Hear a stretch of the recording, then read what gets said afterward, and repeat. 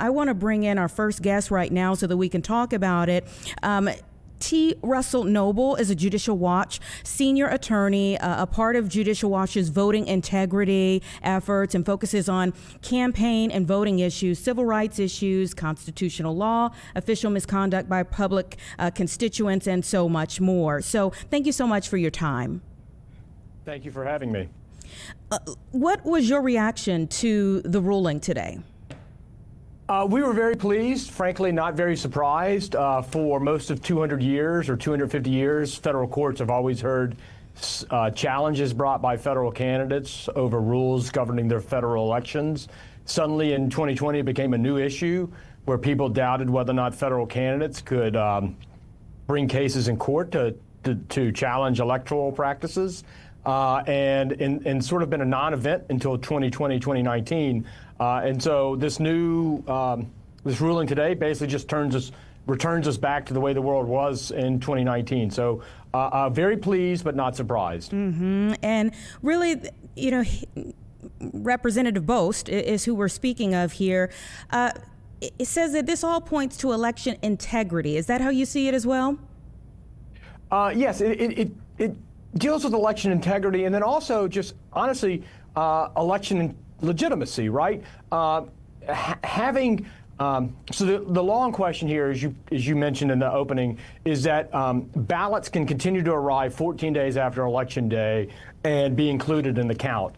And the problem with that is now there's so many ballots arriving after Election Day that is really starting to undermine the confidence in the election, because I mean, you go to bed at night, there's 150,000 votes, and you wake up in the morning and suddenly there's 250,000 votes.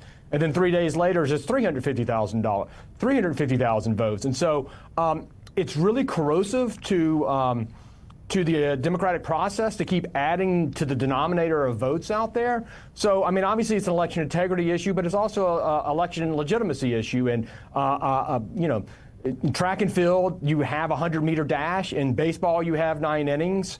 In football, you have 4 quarters. And in elections, you have Election Day. And that's the deadline. And that's our view. And we're looking forward to having federal courts answer the question why ballots can be received after Election Day, because frankly, this is sort of a new practice. It has been experimented with over time, almost always abandoned. But in the last 15 years, there's been some long national, frankly, nightmare to extend Election Day days and weeks past Election Day. So we're looking forward to getting the courts to give the good people of Illinois an answer as to why we need to conduct elections this way, because frankly for 250 years there was very little problem having ballots due by Election Day. Yeah, and there were a few things that the Representative Bost pointed out here in his argument. One is that obviously this is what we do in Illinois is different from the federal law. Yeah, so just to sort of back up, the federal government established a national election day in 1845, and then Illinois, for most of its history, mandated ballots be due by Election Day. And then I think maybe 2005, 2013, there's 2 statutes in play. I can't remember which one occurred first. I think it's 2005. Illinois switched it to start allowing post-election receipt. And that law is our contention, and we won actually in another court elsewhere, conflicts with the federal election day because federal election day statutes, because a ballot is not completed until received by the federal officials, or excuse me, the election officials. So if you mark a ballot in your home and it sits on your desk, on your counter in your kitchen, it's not a cast ballot.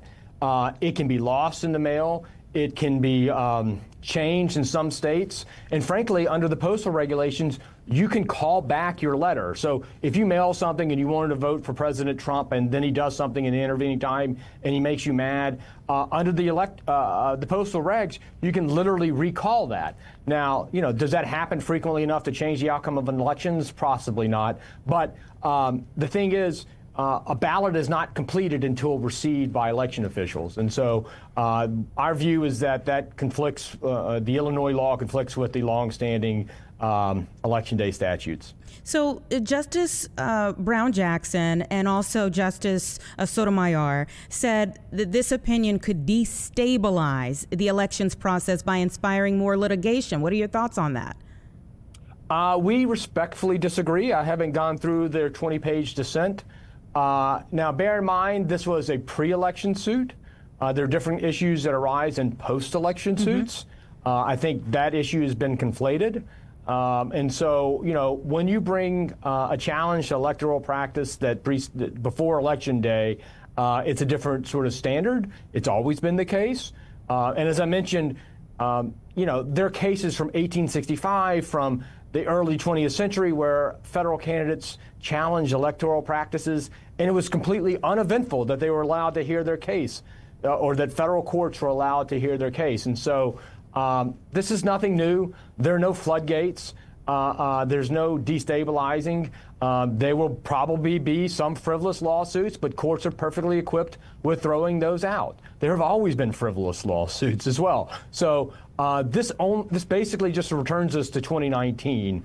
And so, no, I just have to say respectfully disagree with that. Yeah, even Justice Coney Barrett and Elena Kagan also kind of pointed to the fact they thought maybe it was too broad in scope, but they ultimately agreed with the overall premise here.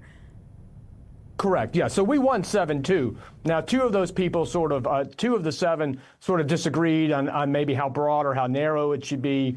I think that's the sort of disagreement is more in theory and not really practice. You'll have a lot of overlap between those two, the competing views between the 5 and the 2. But Justice Kagan agreed with us. It was clear she agreed with us at oral argument. It's really not eventful, right? If you spend money to run as a candidate, you have the ability to raise legitimate claims about electoral practices, and so it should be. There's not really that much daylight between the 2 and the 5. The 2 being Justice Barrett and Justice Kagan.